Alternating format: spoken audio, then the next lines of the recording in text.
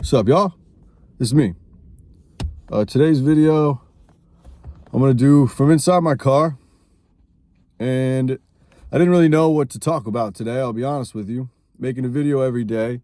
It's important to make a video that's worth making. So I don't really make my video until I feel like I have a good idea.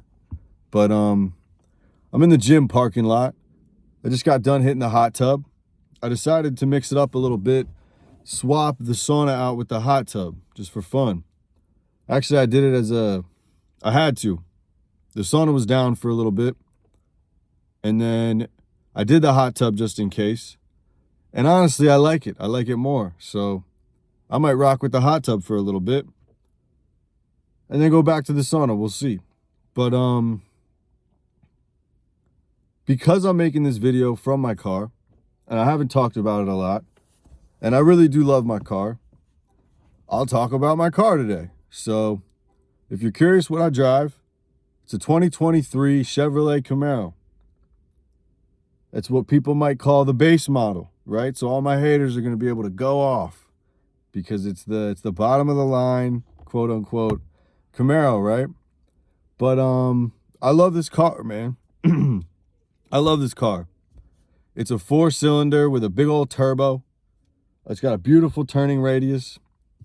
Kind of reminds me of one of my old favorite cars, even though it's very different, which is a Mitsubishi Evolution. I love that fucking car, man.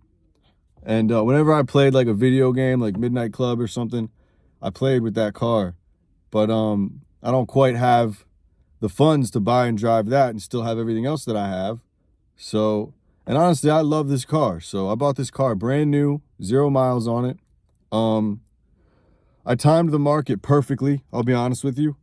Right after the money got printed and there was the whole chip shortage and MSRP on all cars shot up, I bought this car brand new and I traded in my last car for what I paid for it after driving it for 4 years. So I'm pretty proud of that, honestly. A skill that I think I have is market timing. I'm very good at reading charts and timing the markets. Some people are better than me, but that's the same way that I turned $200 into $2,000 in a couple months with cryptocurrency back when I played with that. I never should have pulled that out. That'd be worth about 200 grand now, if not more. One of the biggest rules is never sell, and I broke that rule. So when I sold out, I cashed out. This is another story back from when I used to get real high. So I pulled all that money out. I'm pretty sure I put it all in my fucking nose, and it's all gone. And I would have been better off leaving that in the markets. But I love this car, man. It's a black Chevrolet Camaro. You can tell it's got red seatbelts. I didn't even plan it that way. So that's probably the spirits I work with kind of helping me out a little bit, you know. I feel very blessed. I feel very lucky. If you believe in manifestation, I looked at pictures of this car every night for weeks and months, man, before I actually found one. I had to hunt this car down. It was very hard to find a brand new Camaro. And I'll tell you a story about the day I got it if you don't believe in synchronization and the spirit of luck, right? But the dealership, Chevy dealership, promised me that they were going to call me when this car came in. And I called them every single day because I had a funny feeling that wasn't going to happen. And I was right. I called them one day. They said, "Oh, it's here. It's a good thing you called. Somebody's going to walk in and buy it. We weren't going to call you." Now, they know a car like this is going to move easy. So they didn't call me and tell me. There's no pre-order. I didn't put any money down, so they weren't going to help me, man. But I got lucky. I called it. They were like, "It's here." I said, "All right, I'll come in and buy it right now, man." I got in there. I traded in my old Volkswagen Passat, and I got this car for $130 a month. A brand new Camaro, baby. Very excited about that. I wanted 0, but I had to take what I could get. So I got this car for about $140 a month. Been driving it for a couple years now. All the miles on it I put on it myself. It's got about 22,000 miles on it now. I love this car, man. I love the way it drives. I'm a big fan of it. You know, when I get my money up, which I will, I only plan on upgrading the Camaro, going V8, and then eventually work, you know, through the SS model, and then eventually maybe grab a ZL1. I love this car, man. I'll tell you a million times. I'm a huge fan of this car. I really enjoy it. I've beaten Challengers. I've beaten Chargers. I have beaten V6 Camaros off of red lights. I've beaten Mustangs. You know what I mean? All within the law. I don't break the law, right? I don't speed. One thing very important I can tell you why I do what I do with this car is I keep it 100% stock. I might put some spikes on the tires or, like little lug nut spikes or like little things like that. But I will never tint this car. I will never put new wheels on this car because, first of all, you are never going to have a reason to pull me over, man. If you pull me over, it's definitely harassment because I don't break a single fucking law. And I'm very proud of that. I have put a lot of work into not breaking a goddamn law. I used to break a couple laws here and there. And it does something to your system, your identity system, your anxiety system. And no disrespect to people out there who either have to or choose to, commit crimes. You do what you got to do unless it's the type of a crime that hurts an innocent person or a child. Then you can get fucked. You know what I mean? I might do it myself. But other than that, very proud. I can't get pulled over. If I do, it's on them, not on me. I drive within the speed limit. I do what I'm supposed to do.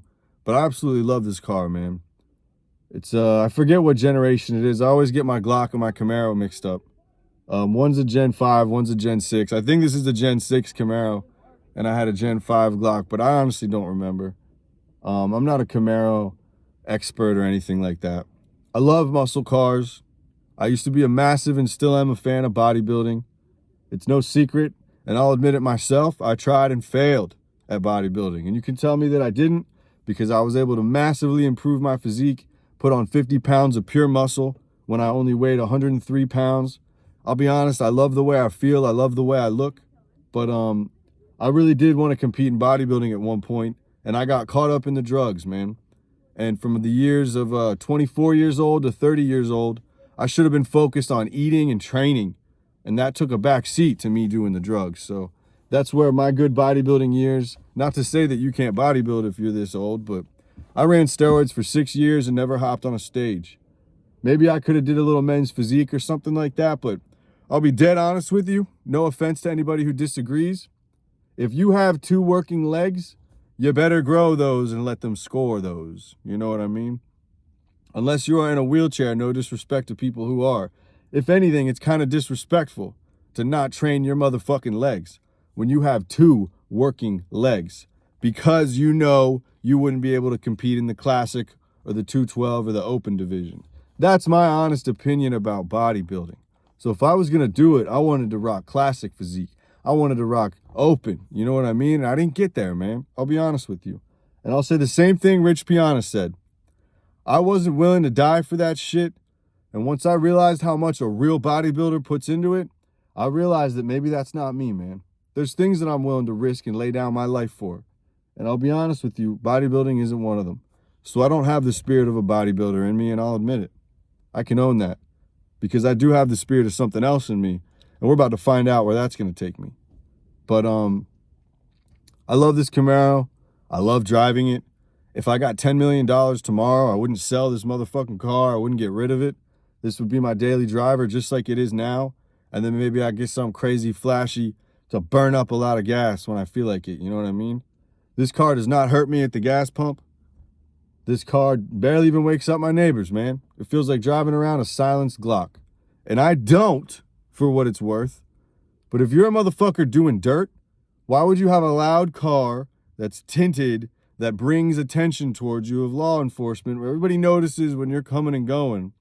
If hypothetically you were involved in some dirt, not that I advise this, I don't recommend this, just speaking hypothetically, a car like this would be perfect to pull the tags off of, rip and rip back, and nobody would even fucking know, man. And then it would be a stock car that plenty of other people own that they wouldn't be able to nail you down. Speaking hypothetically, I don't really know about anything like that because I don't break the law. But just thinking hypothetically, you know what I mean? Maybe a Hellcat or something like that would be better because it weighs more and you can go faster. So if somebody's chasing you, I'm not going to say it's not a good idea or whatever, man. That's just my own personal opinion. So I love this car. It's a coupe. I guess technically there's a little back seat, but it feels and looks like a coupe, man. You've seen a Camaro. Big old nose on it like a boat. I'm a big fan of this car, man. I love my red seatbelts. I love my black interior. I love my black exterior on this car, man. Big fan of it. Big fan of it. I'll tell you a funny story, and then I'll probably go. But one time I was sitting in the sauna, and this guy who loves, I guess, kind of being annoying, I don't know, man, messing with people. Like one time he looked at my tattoo that's clearly a crescent moon, and he said, "What is that supposed to be, a moon?" And I said, "No, it's not supposed to be a moon. It is a moon." But anyway, that's how I think you should handle people like that. But so he comes up to me one time and he's like, "Man, did you drive that Camaro here? Is that Camaro outside yours?" I said, "Yeah, bro, it is." He said, "Man, I wish I could drive one of those." Now, I'm not stupid. This was back when I worked at the gym, and I knew everybody that came and left from there. I knew everything that they wore, everything that they drive. You know what I mean? I had a bit of an attention for detail. So I already knew that this motherfucker had a truck that cost about 3 times what my car costs. That's how I already know people are just, you know how many people could be in this car and just couldn't hunt it down, don't have the nuts to get behind the wheel, or had to get something else because whatever this, that, the third, their wife wouldn't let them? You know how many people to, "Oh, my wife would kill," your wife would kill you? You're afraid of your wife? Okay, that sounds like a beautiful way to live, man. That sounds masculine as fuck. I'm just saying. But he said to me, he goes, "Man, I wish I could drive one of those." And I said, "Why can't you, bro? What you drive costs more than this. You could get one of these." And he goes, "I'm too big. I couldn't fit into that car." I said, "Okay, you're that much bigger than me that you couldn't fit in my car. Why don't you get a Challenger then? Them motherfuckers are made by Dodge. They got plenty of room in there, right?" And he goes, "I don't know, man. I just don't know if I could drive it. What if I crashed it?" I said, "What if you crashed any car, man? That's how you're thinking? You're buying a car thinking, what if I crashed it?" So this guy's telling me that the reason he drives a big old truck around is because he plans on crashing it into me or you? What a piece of shit, man. He's more worried about surviving that crash than not fucking killing another person. And he's planning on crashing his car. Those worst case scenario negative thinking motherfuckers are never going to get anywhere, bro. And they're never going to get you anywhere if you try to think like that. He's driving around a truck that he hates. Jealous of motherfuckers like me. Because what? I drive my car with the intention of not crashing it every time I get into it. And I recognize that if a semi comes plowing into me, that's out of my control, man. I can't help that. Even if you're in a pickup truck, that's not going to be too fun. So, I said, "Bro, you could really drive one of these." And then he finally opened up. And he goes, "Man, I'm afraid. I'm afraid to drive one of those." And I said, "You know, you don't have to be. I bet when you were 15, you were afraid to drive a car at all. You conquered that fear and you got past it, man. I'll be the first person to admit, when I used to live in the city of Philadelphia, I did not own a car. I got through years of working, going to school and different things, not owning a car. I took the subway, I took the trolley, I took the train, I walked fucking 20, 30 blocks to work. You know what I mean? I did all that shit.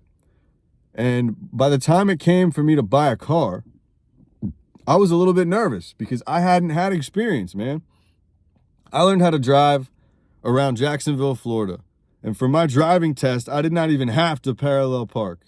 That tells you the difference between the type of driving around the Philadelphia metro area and where I grew up kind of outside of Jacksonville. You know what I mean? Where I went to kind of elementary school and high school. Little thing about me, I went to middle school pretty close to London, but that's a whole nother story. I also lived in Singapore when I was 4, 5, and 6 years old. But those are other stories. But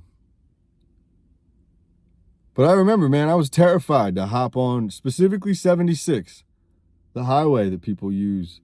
And I'll be honest with you, now I don't even think about it. You know, I learned how to do it. I conquered that fear.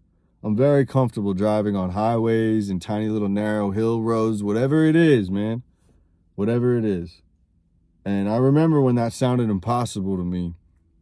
And I got to shout out one of my friends because he used to drive me everywhere. And I believed he was a good driver, and he was. You know, even when he was fucking doing crazy shit, which I don't recommend doing.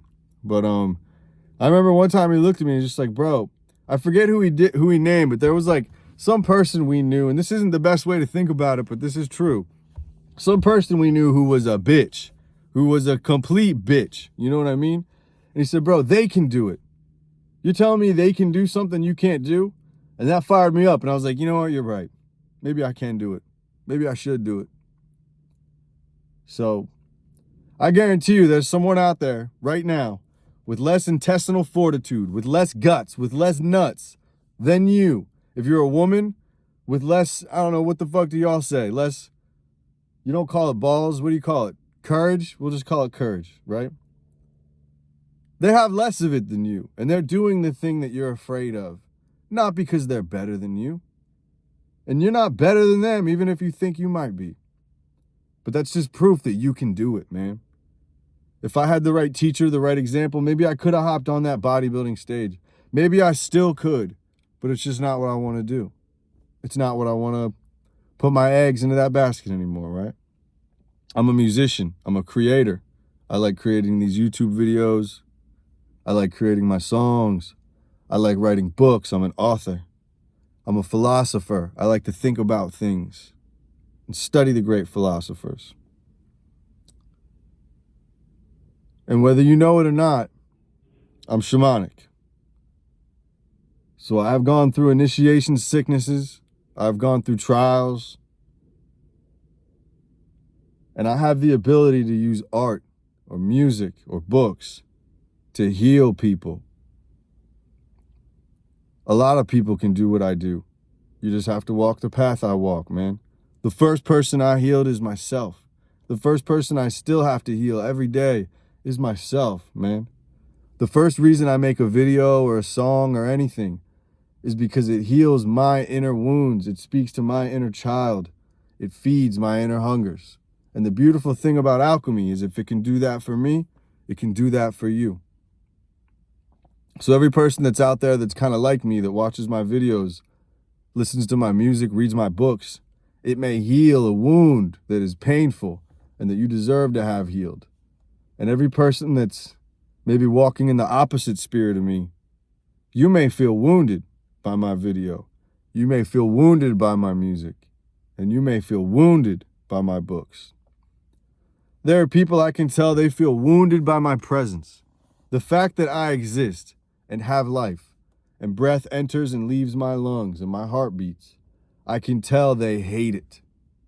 But I'm going to quote the great Kanye West. And I'm going to say anybody who hates me really hates themselves. Because I'm finally off drugs. I'm finally being myself. I'm finally comfortable being who I want to be. Looking like what I want to look like. Speaking like I really think in here. And anybody that hates that is shackled by something that doesn't allow them to do the same thing, man. I'm going to tell you right now. Don't be like that. And if there's something holding you back, tying you up, anchoring you to something that makes you not yourself, cut that cord. Cut that cord, man. Don't be afraid of being free. I'm telling you right now. Imagine you were holding on to a rope connected to an anchor that was on its way to the bottom of the fucking ocean. And that's where you don't want to go. The last thing you should do is hold on to that, man. Let go of that shit. This video started out being about my car. Turned into something else, didn't it? But my car is even an artistic expression of myself. We all match. You know what I mean? This may be a material item, but I can feel the spirit in it. It's my steed. I love this car, man. And I like to think this car loves me back for the same reason.